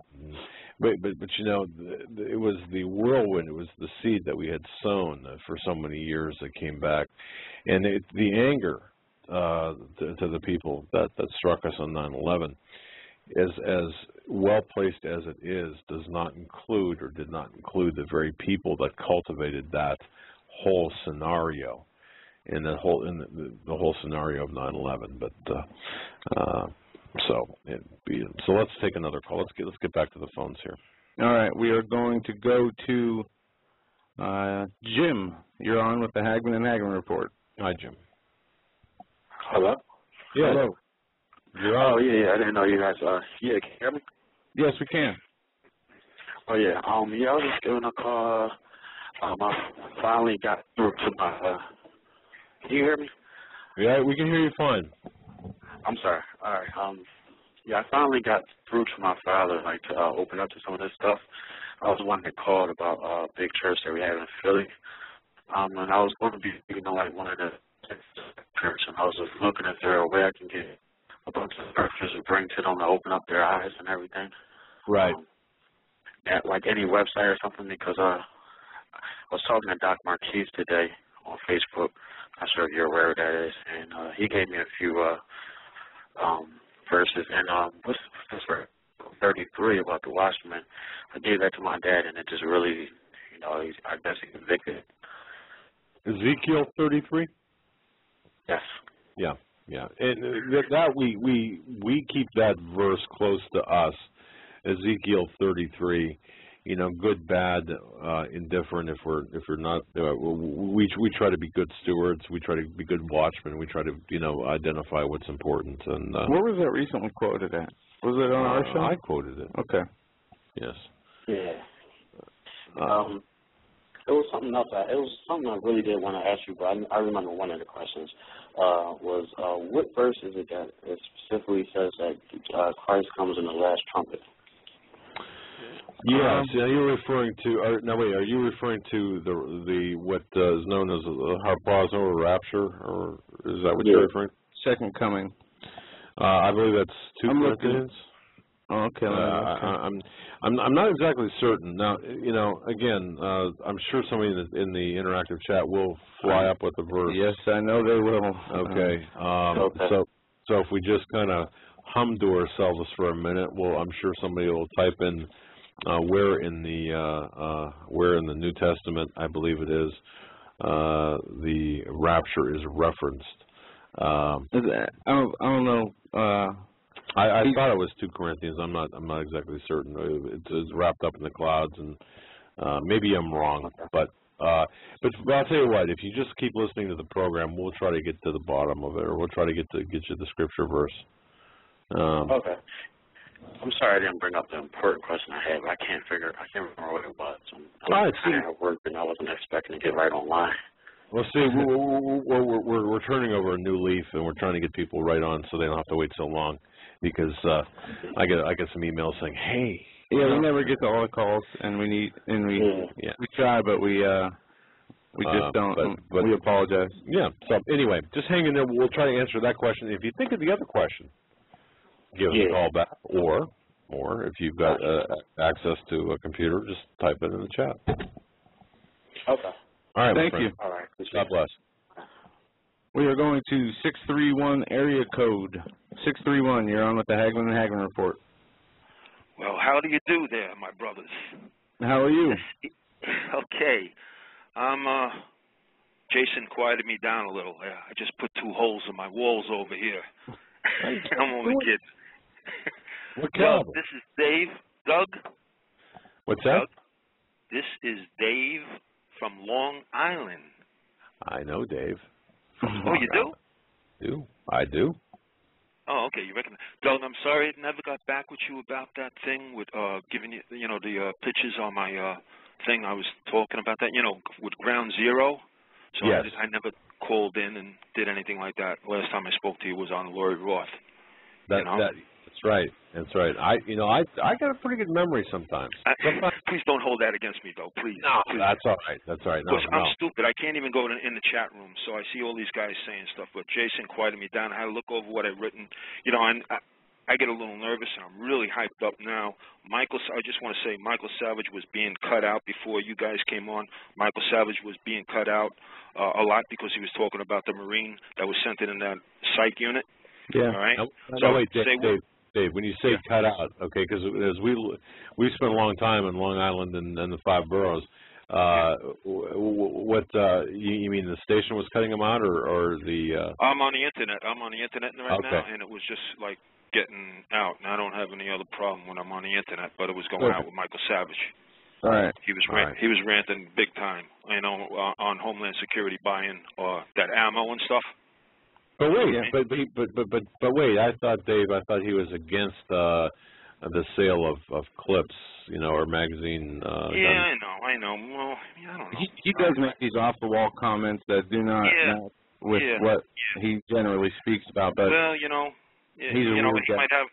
he might have something small, but if he runs up against an army, he'll wish he had a 30-rounder or whatever. You know what I mean? Oh yeah. So. But listen, I just want to get to it real quick. I got a few things down. I thank you for taking my call. And let me just relax myself here.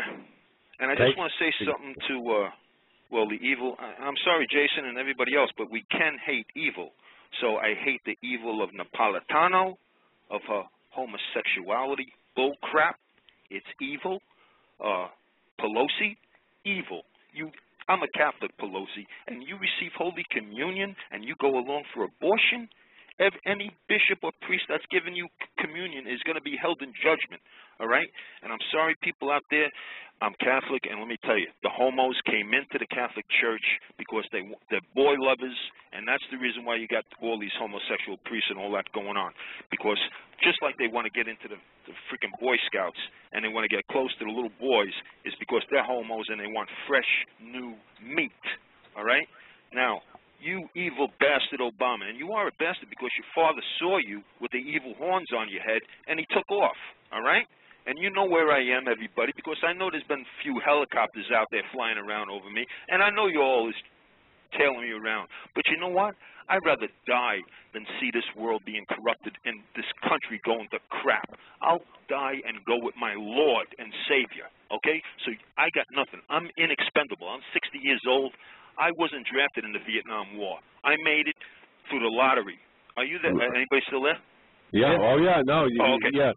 And Dave, just remember now we're on radio too. Okay. So.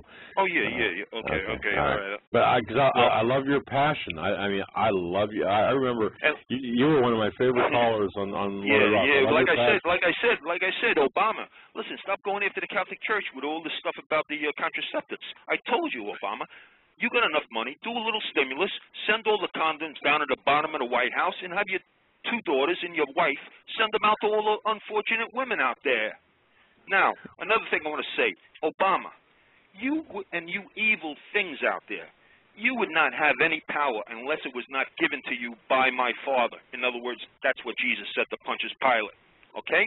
That's right. You can kill my earthly body, but you can't kill my heavenly glorified body when I rise in Christ, all right?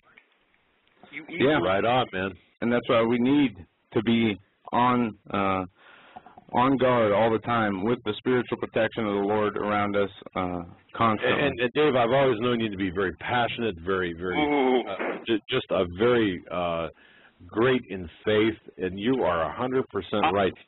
Yeah, I'm an ex-garbage man. I'm an ex-New York City garbage man. I worked with all the old-timers in New York City, all right? That's where I come from. And anybody out there from the old days, I love you, my brothers. And I just want to say this. I'm praying, and I don't care. I'm asking the Lord tonight in sincere prayer. In sincere prayer. Not to kill anybody, not to injure anybody.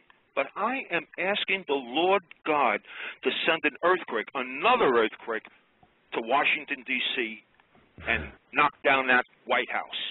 I want to see that White House knocked down by the Lord God. And I'm going to pray, and I don't care what anybody says. I'm praying it. I'm not asking for death, and I'm not asking for injury. But I want to shake these people up. I want the Lord God to shake them up. And the other thing I want to say, there was a girl that called up a couple of nights ago. I got to get this off my chest because it's in me. There was a girl that called up a couple of weeks ago, and she said she had scratches on when she woke up and stuff like that. Well, there are a few things that has happened to me with black and blues. Well, about 3 weeks ago, I was ready to move down Florida. And I had my stuff, I had my storage place, I'm packing up. I'm all by myself. I have really no family, no nothing. And if Steve Quayle wants a little protection, I would be willing to leave in 1 month and go out to Montana and be with him. As long as there's a Catholic church right near him, I'd be up in arms with him by his side. I love the guy, and I love you guys. Now, I was ready to go. I was in my apartment here. I'm on my bed, and all of a sudden, I started getting a pain in my thigh. This pain, I usually get sometimes, it's maybe a cramp or something that comes maybe every 3 months, every 2 months. All of a sudden, this pain is starting to get worse in both my thighs. Really, really bad. It got so bad, I said, what the heck is this? I never felt this before. And I started massaging it. I couldn't do anything. I started hitting with my fist, like hard hits. Oh, yeah. Nothing. So something inside me said, take my crucifix out of your box. I had everything put away in my box, and I had nothing up in my apartment. But I said, this can't be. This can't be. The pain got so bad. I never experienced it in my life. I mean, it was bad. And I said, I'm just going to do it. And I got up, and I walked over to the box, my plastic box in the living room. I got out my crucifix, and I put it up on the wall. Doug and Joe and people out there, when I put up the crucifix of our Lord, the pain went immediately away. Immediately. I praised God to myself, and I just looked at him on the cross in awe.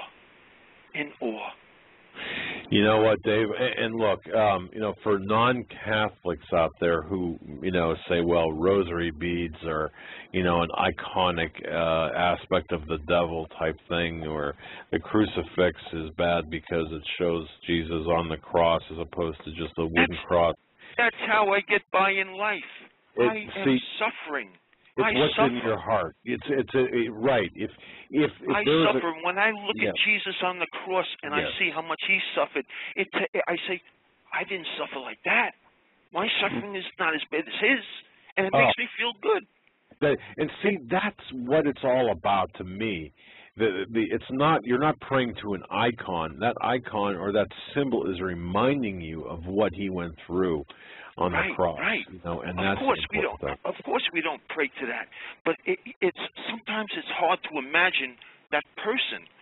I could call back and later on and tell you things. And anybody out there, I hate to say this and bring up a bad thing, but go punch in Google, anybody, and punch in George Washington's dream. Yes. Something with the Blessed Virgin Mary and George Washington's dream. And it's a sad thing. I don't know if it's true or not, but I heard he was Catholic. I'm not positive on that. Well, I'm not trying to build up the Catholic Church out there. We're all brothers in Christ. We are. But just realize that these priests, have infiltrated the church. The communists have also infiltrated the church, the Catholic Church. Because if they bring down the church, they know they got us. Those guys who got off those landing craft in World War II at Iwo Jima and the beaches, most of them, I believe, were Catholic, and they were receiving Holy Communion on those landing crafts. And when they got off those landing crafts, and I'm not saying regular Christians didn't either. They had the Spirit of Jesus Christ in them. They went forward to those machine guns, those Japanese machine guns that were shooting out bullets, and they went forward without bulletproof vests, without nothing, with seeing their brothers falling down, and they went straight toward the machine guns. That's something the Islamics would never, never do. I'm sorry for yelling. No, that's okay, Dave.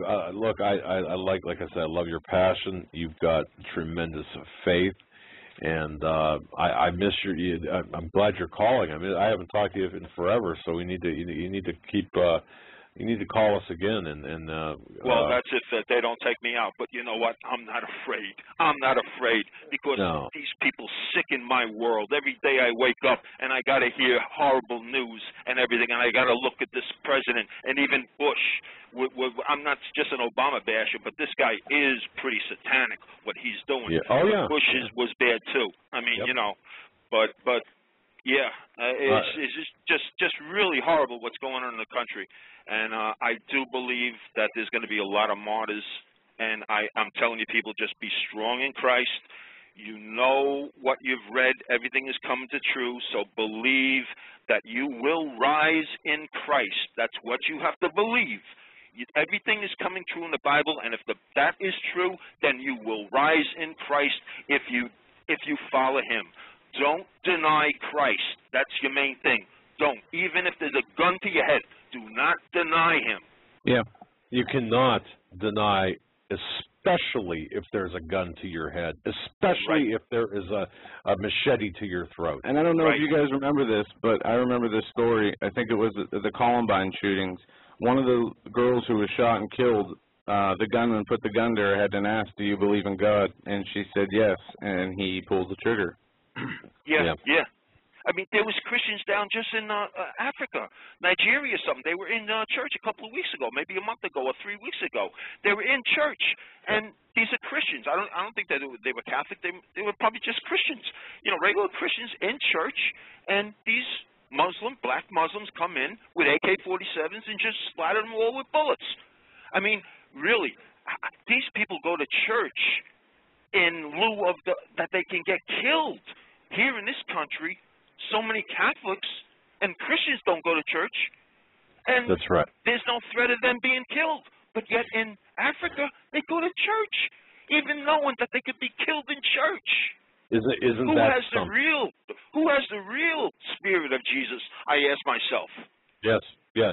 Look, it's absolutely incredible, the fact that it's like voting. We have, the ability to vote, and only a small percentage does. Yet, it's the same principle. Look, you've made your point very well, and I'll tell you something. You understand there is a war against Christians. There's a war against morality. There's a war against the very fabric, the very goodness that created this country. And we, David, you in Long Island, you've got to stand up for what's right, and don't you dare die on your knees. At the end of your driveway, you're going to die on your feet if necessary. Oh, and, yeah, you better believe it. They ain't taking me alive. They ain't taking me alive so they can torture me. No way. No, and I'll tell you what, I'm probably going to get a call from some organization here now for mentioning that. But well, that'll give us someone to chew out. Hey, freak them. Yeah. They know where I am. I just had a helicopter flying over me before. I don't even want to say what's been going on. They know where I am. They know where I am. I'm not afraid to die for Christ. I'm not afraid because they sicken me. Well, God bless you, my friend. And look, keep calling, will you please? I mean, can I just say one last thing?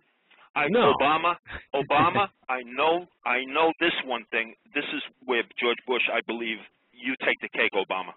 You are loving it. You are loving it that those troops over there are being shot in the back by those guys, those Afghan scum that we're training. And a lot of those guys are committing suicide. And I know, baby, Obama, you are loving it. But you're not going to love it when you are thrown into the lake of fire forever if you don't repent, Obama. Yeah. God bless you, my friend. God bless, guys. Take care. I'll keep you in my prayers. Thanks. All right, man. I love that guy. I love him. I love this guy. I do. We're gonna great guy. Call it Roy Russia was great. Great call. Yeah, I want to move on here. This gentleman or person has been on hold here. Area code 651. You're on the air with the Hagmann and Hagmann report.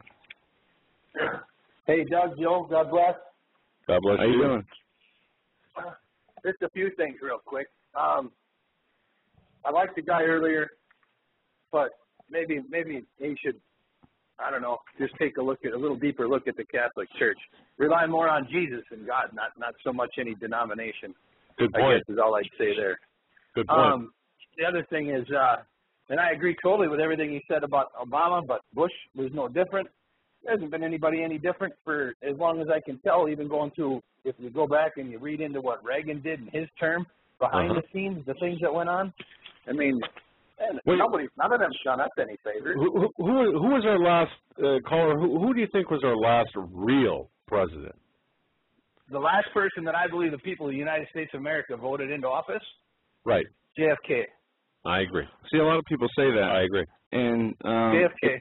He might have been selected from the beginning, or maybe not, but he definitely had his own ideas and was not going to be. But no, but what this caller But he saying, rallied the people. He rallied the vote of the people.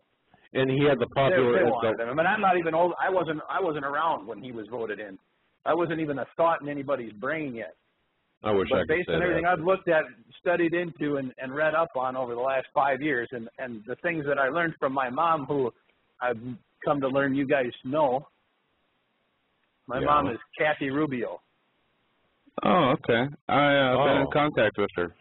Oh, recently. Yeah. Well, so tell your mom hello. Send me things from. I'll do that. She used to send me things from Honduras when she was there 10 years ago, and I'd laugh and say, "Oh, Mom must be going down the same road as Grandma." Oh no, And then now 3-4 years ago, what do I see on mainstream media? Oh yeah, look, there's tunnels from Mexico into California. Isn't that amazing? At any rate, we ought to be careful too. I just wanted to call and say we got to be careful, all of us, on some of these reports. I know you guys have listened. You guys with Steve Quayle on YouTube, all the rebroadcasts and stuff. Right. And Steve, I appreciate everything he's looked at. I've actually been listening to the Sitchin books lately. just because there's got to be something there. I've been trying to listen to as many of them as I can, but the thing I want to say we need to be careful of is today I got a call, got an email, got a call, said that military took over a town down in a place called Cokedale, Colorado. Colorado? Yeah. Okay, I called and talked to a realtor myself this afternoon for about 20 minutes in Cokedale because I wanted to see what somebody that lived there would tell me. Yes, the National Guard has been there.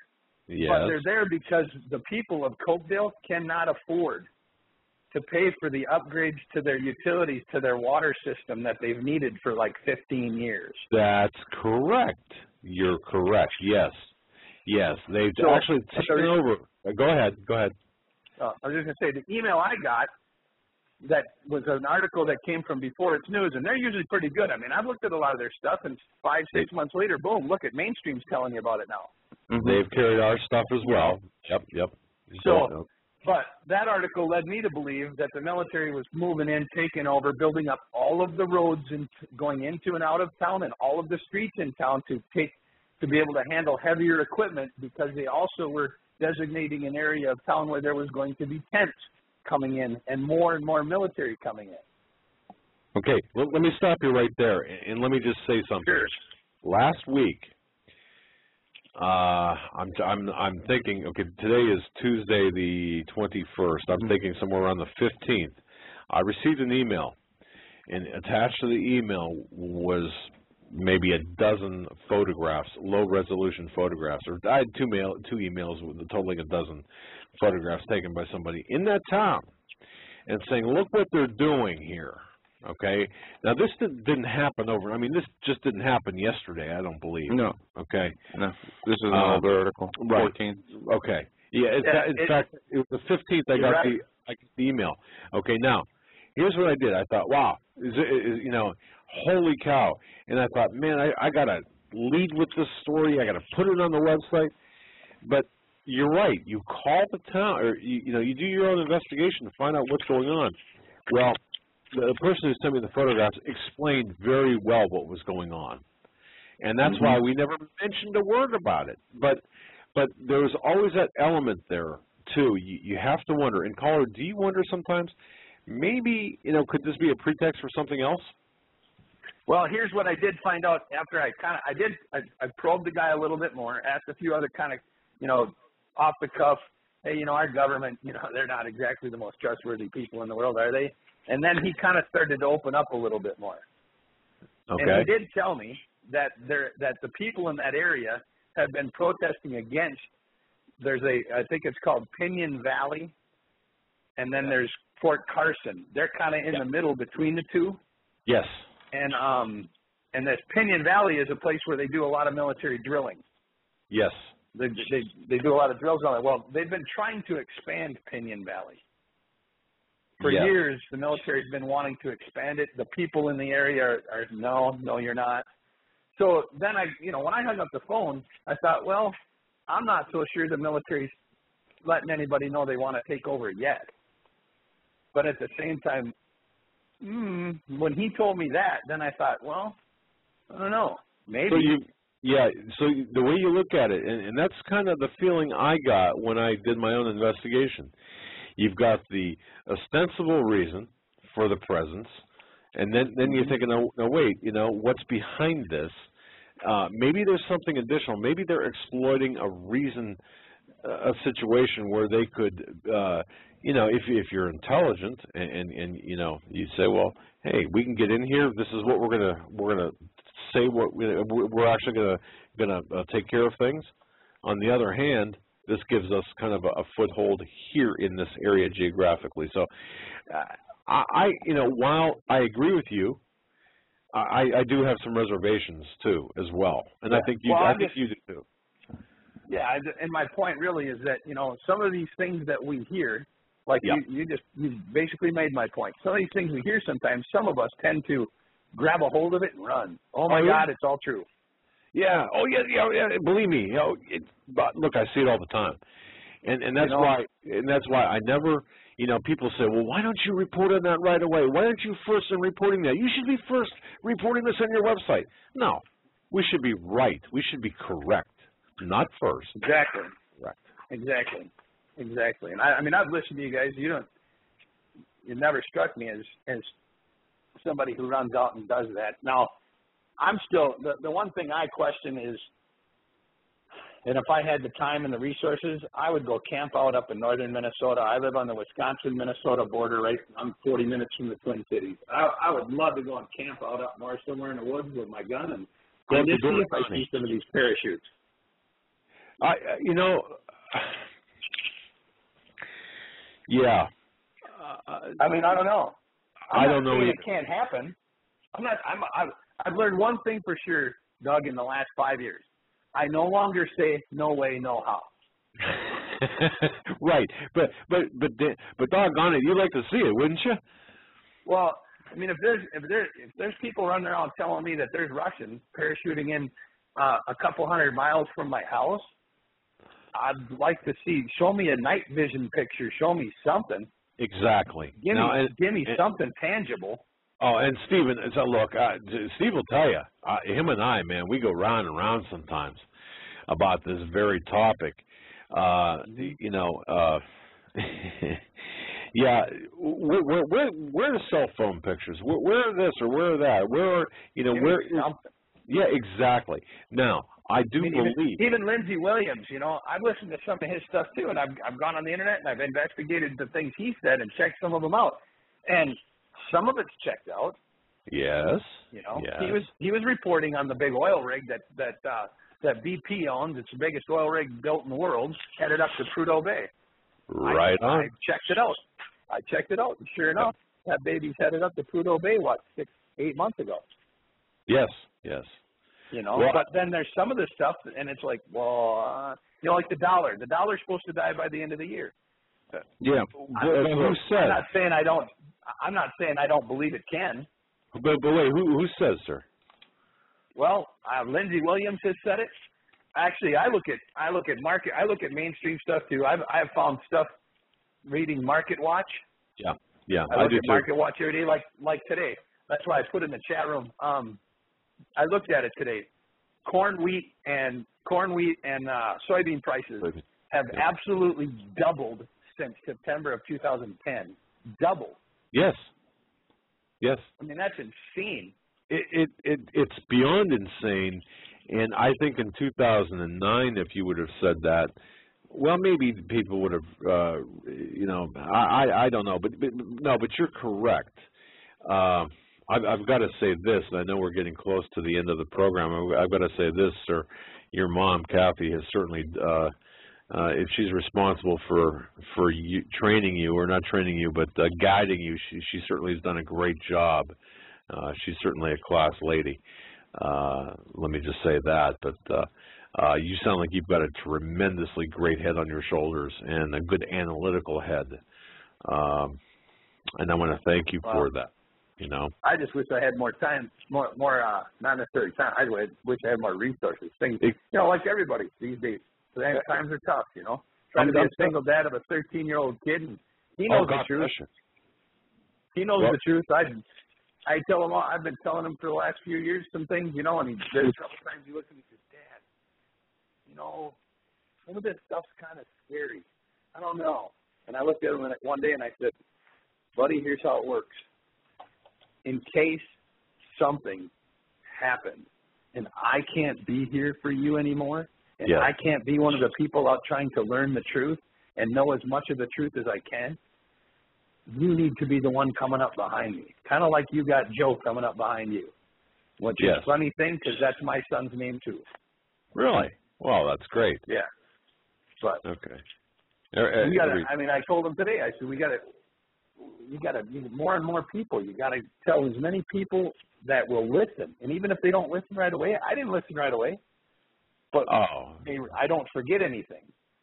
And so when I started seeing stuff come out, I was like, wait a minute. Like the tunnels. Wait a minute. What? Tunnels? Huh? Really? Those are real. You can. They're finding Korans in the desert down in Texas, or not desert, but they're finding Korans in the open over the border of Mexico and Texas. My mom called me when she was still in Honduras and told me they were training soldiers, Russian soldiers. They were training soldiers from the Middle East and Russian soldiers in Nicaragua. Folks, they were teaching them English and giving them IDs to come across the border. Did you hear that, really? folks? Did you hear what he just said, ladies and gentlemen? Training Russian soldiers, right? Yep. And they were bringing Russian and Middle Eastern soldiers, Iranian soldiers, if I remember correctly, into Nicaragua. They were teaching them English, and they were making sure that they had proper papers to come across the border. And then 8 years later, I'm starting to hear about Qurans, clothing, Middle Eastern clothing being found down there. We reported on that back in 2004, and people said, you're nuts.